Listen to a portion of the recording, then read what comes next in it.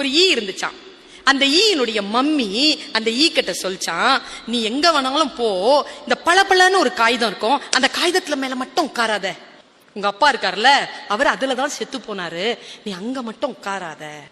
இது இப்படியே பயந்துகிட்டே இருந்துருச்சு. அந்த பளபளப்பு காகித பக்கத்துல போவே இல்லை. கொஞ்ச நாள் போக அம்மா போயிட்டு சேர்ந்துட்டாங்க. இதனுடைய ஃப்ரெண்ட்ஸ் இருக்காங்கல்ல, அவங்க எல்லாருமே அந்த பளபளப்பு காகிதத்துல போய் உட்கார்றதும் வர்றதுமா பயங்கர சாகசம் பண்றாங்க. இந்த ஈ பாக்குது. அவங்களுக்கு எல்லாம் அம்மா இல்லையா, அவங்க அம்மா எல்லாம் சொல்லலையா, அவங்க மட்டும் விளையாடுறாங்க, நான் மட்டும் அங்க போக கூடாது, எங்க அம்மா சொல்லிருச்சே.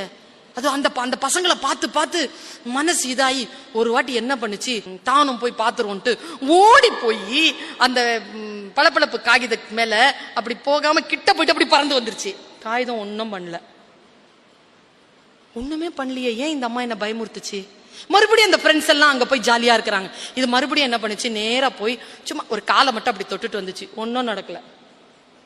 பாரு, அது நம்ம போயிட்டு வரோம், அது ஒன்னும் செய்யல, எங்க அம்மா இதை வேணான்னு சொல்லிச்சேன்னு மறுபடியும் போய் கொஞ்ச நேரம் பறந்து பறந்து திரிஞ்சு அது மேல உட்காந்துச்சு. பாருங்க, இவ்வளவு பிரமாதமா இருக்கு. ஏன்னா தன் முகம் தானே தெரிகிறது, பளபளப்பாக இருக்கிறது, வழுக்குது. அப்படி ஓடி கீடி மறுபடியும் ஃப்ரெண்ட்ஸோட சேர்ந்து பறந்து வந்து 2-3 வாட்டி பறந்து பறந்து வந்து ஜாலியா விளையாடிருச்சு. 4வது தடவை பறந்து போச்சு. அது போய் ஜாலியா விளையாடுறேன்னு சொல்லிட்டு அதுல உட்காந்துச்சு. அந்த சுகத்துல படுத்து தூங்கிருச்சு. முழிக்குது. முழிச்சா தன்னுடைய ஒரு ரெக்கை இருக்குல்ல, அதான் அந்த காகிதத்துல ஒட்டிக்குச்சு. அதால பறக்க முடியல. பறக்க இழுக்குது. கண்டிப்பா அது பறக்கணும்னா அந்த ரெக்கையை அது இழந்தாகணும். நான் இங்க கதையை நிறுத்துறேன். அது ரெக்கையை இழந்துச்சா வாழ்க்கையை இழந்துச்சாலாம் நான் கதை சொல்ல விரும்பல. அந்த ஈ என்ன பண்ணுச்சு, எது நமக்கு பாவம், எது நமக்கு விளக்கப்பட்டிருக்கிறதோ அதன் மீது மோகம் கொண்டு ஒன்னும் கிடையாதுன்னு கிட்ட போயிட்டு வரோம். 4 வாட்டி 5 வாட்டி போயிட்டு வரும்போது ஒன்னும் இல்ல, ஜாலியா தான் இருக்குது. ஆனால் போய் கடைசியாக சிக்கிக் கொள்கிறோம். அப்படிப்பட்ட மாய வலைதான் இந்த பளபளப்பு காகிதம். அந்த காகிதம் இருக்குல்ல, குடியாக இருக்கலாம், போதையாக இருக்கலாம், சிகரெட்டாக இருக்கலாம், தகாத உறவாக இருக்கலாம், இது எல்லாம் வலைகள்.